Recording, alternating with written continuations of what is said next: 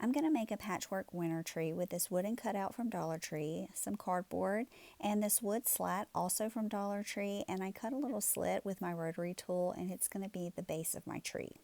First I'm going to use this plaster chalk paint by Waverly to give my tree a base coat.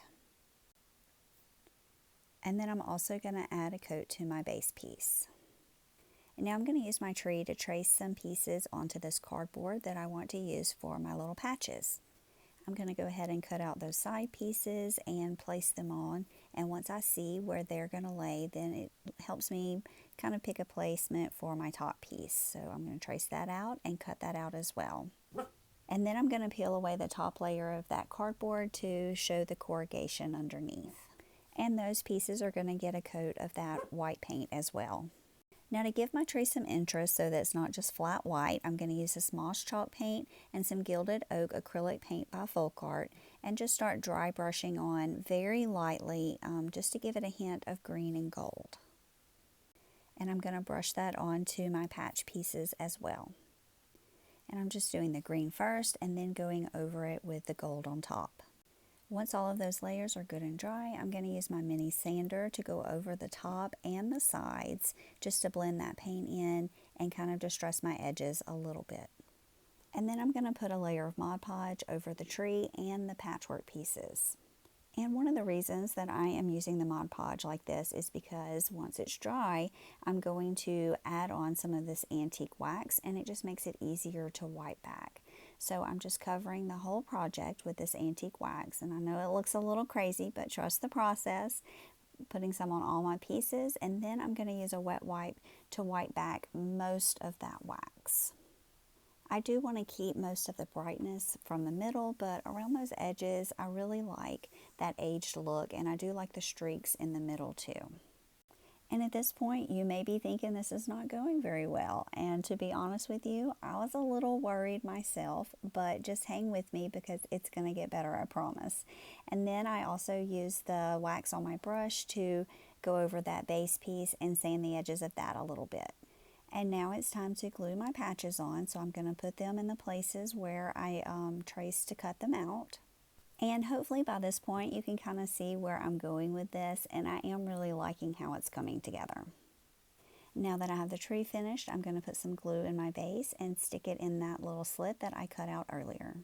Now I'm going to make a couple of greenery bundles to put at the base of my tree. So I'm just taking a few small pieces from some different picks that I have, and I'm going to use a zip tie to attach them together. And then I'm going to paint over them with some antique wax just to make them look a little bit more natural. And then I just glued one to each side at the base of my tree.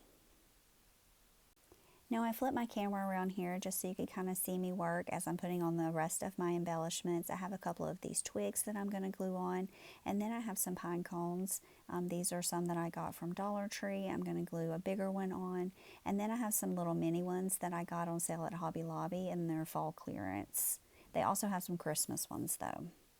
Once I have my centerpiece glued on, I'm just going to dry brush on some of this chalk paint to make it look a little snowy.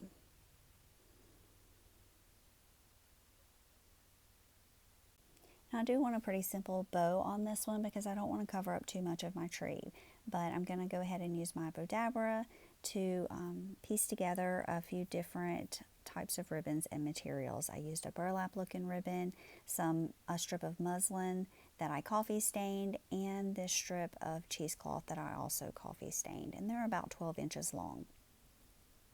And I'm just sliding the strips in at the center and then folding the edges over to make a loop, and it holds it nice and tight for me, and then I can cinch my little wire up and fluff it a little bit, flip it over, tie it in a knot, and I have a nice little bow. And once it's secure, I'm going to go ahead and check my ends, make sure they're the length that I need them to be, and also that my loops are even. Then I'm going to use some hot glue to attach it right at the top of that tree, and you can staple it here also to add some extra security.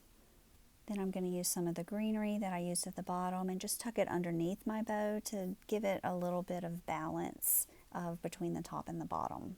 I have a little bell that I rusted. I'm going to glue that onto the center of my bow, and then I'm also going to dry brush on a little bit of frostiness to the top. And here's my finished project. I really think the patches make it interesting and unique, and the neutral colors let you use it a lot longer. Thanks so much for hanging out with me for a little bit. I hope this inspired you to get a little crafty too. Have a blessed day.